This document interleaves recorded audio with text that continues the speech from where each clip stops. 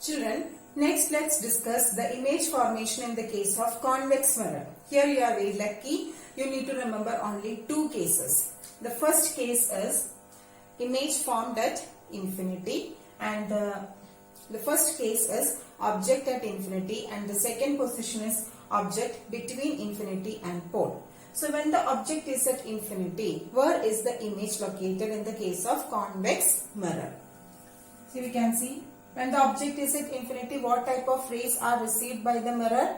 Yes, it will be parallel rays. Always the rays from the object which is at infinity will be parallel. So these are the parallel rays, and it's a diverging mirror. So this ray will be reflected along this path, and this ray will be reflected along this path. What is the first rule? In the case of parallel ray, the reflected ray appear to pass through focus. So this ray appear to pass through focus, and this ray also appear to pass through focus. And both the reflected rays appear to meet at focus. So the image is also formed at focus. And here the rays don't actually intersect. It just appear to intersect at focus. So it will be a virtual image. If it is a virtual image, it will be erect also. And it's a point-sized image. It is formed at focus. So whenever the object is at infinity, where is the image? Image is formed at focus. And what is the nature of the image? It will be virtual. It will be erect. And also it is highly diminished. Very, very small. Okay. Diminished means very, very small. So this is the case. This is the first case in the case of convex mirror. Now what is the second position? When the object is between infinity and pole. When the object between infinity and pole means what? Anywhere here. It can be here, object can be here, object can be here, object can be here. Okay, anywhere. So let the object A be here. Now we can consider any two rays. Let one ray be the parallel ray, and let another ray be the ray passing through the center of curvature. And let another ray be the ray passing through the center of curvature. Okay, center of curvature. So what will be the nature of image? This is a parallel ray, and this will be reflected back along this way, and this reflected ray appear to pass through the focus or meet at focus, and this ray is the ray which appear to pass through center of curvature. So after reflection also the ray will be reflected back along the same path through from the center of curvature itself as per the third rule. So this is one reflected ray, and this is another reflected ray, and both the rays meet together here. And here also the rays never actually intersect. They only appear to intersect. So this is not a real image. This is a virtual image. And if it is a virtual image, it will be erect. So let this be our image A dash, B dash. When we compare the size of image with that of object, you can see the image is very, very small. So the image is diminished. Okay. And also the image is virtual and erect. And where is the image formed? The image is formed behind the mirror.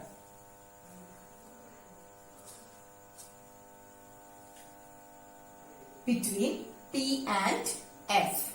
Okay. So we can write when the object is between infinity and pole.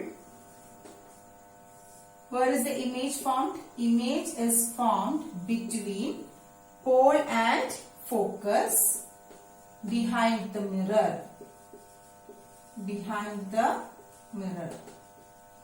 And also what is the nature of the image? Nature is virtual, erect, and also it is diminished. So whenever you get a question or whenever it is asked about the nature of image, you must write answer like this. If it is a real inverted, you must write it is real inverted, and if it is virtual, you must write virtual erect. That is the nature of the image. Okay. So these are the two cases of image formation for a convex mirror. Very important. Draw and practice it thoroughly.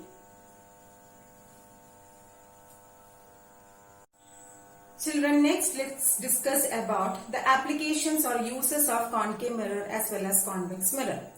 And from the ray diagram, it's very clear a concave mirror can sometimes produce a diminished image and enlarged image. Okay, because for the first two cases, the concave mirror produces a diminished image, and for the third case, when the object is at center of curvature, concave mirror produced same sized image, and for the fourth, fifth and sixth case, concave mirror produced an enlarged image. So concave mirror can produce both diminished as well as enlarged image. But when we looked at the ray diagrams for a convex mirror, we can understand that, or we have seen that the convex mirror always produces diminished image, virtual, erect and diminished images. So on the basis of this, their applications will also vary. Okay. So first we can discuss the applications of concave mirror. What are the applications of concave mirror? Just think about dentist mirror. Just think about the shaving mirror. In all such cases, we are supposed to get an enlarged view or enlarged image of our face or of our teeth, like that. And which mirror can produce enlarged image, concave or convex? Yeah, concave, because convex mirror will never produce an enlarged image. It will always produce diminished image. So if we are in a situation where we want to get an enlarged image of something, so in such cases we need to opt a concave mirror. So concave mirrors are used as shaving mirror. It is used in dentist mirror, like that. Also it is used in torch and headlights of vehicles. Okay, why do we use concave mirrors in torch and headlights of vehicles? Because concave mirror converges the reflected rays, right? And in the case of torch and searchlights, or in the case of headlights of vehicles, we always need a focused beam, a converged beam, and which can be produced only by a concave mirror. So these are some of the applications of concave mirror. Now next, let's discuss about convex mirror. Convex mirror will always produce virtual, erect and diminished image.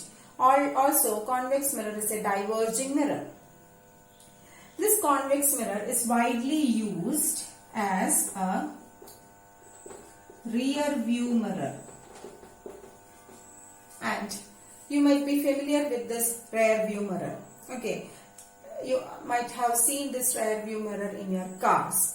The mirror which is there on the side of your car, on the front side. Okay, and what is the peculiarity of the image formed in that mirror? All the images will be diminished, and also it gives a wider view of the traffic behind your vehicle, which ensures or which enables safe driving. The driver will get an idea of overall traffic behind his vehicle, so that he can adjust his driving in accordance with that. Okay, and convex mirror can produce that diminished image. Also, we need to get a virtual and erect image of the traffic behind us. Only convex mirror can produce a virtual and erect image, also a diminished image. Concave mirror can produce a virtual image, but that virtual image is enlarged one. Here convex mirror only can produce virtual image, at the same time a diminished image. So we will use convex mirror as a rear view mirror in vehicles, and also we will use convex mirror in the street lights, because street lights are supposed to give light towards larger area. So it must diverge the light rays so that people can see. The street lights must light up a very vast area. so their light rays must diverge. It must spread around. So it is possible only if we use a diverging mirror, and which is our convex mirror. So convex mirror is used as a rear view mirror. Very, very important question. Why do we use convex mirror as a rear view mirror? Why? Because it produces a virtual erect and diminished image. So we will get an overall idea of the traffic behind us, which enables safe driving. Okay. And it is also used in street lights. So that's all about the convex mirror and concave mirror. Okay children, so we will meet in the next session. A YouTube video based on the topic have been uploaded. Please do watch the video so the concepts will be much more clear to you. Learn the notes and attend the test seriously. Post me the answers quickly. Okay children, take care. Stay home, stay safe. Thank you.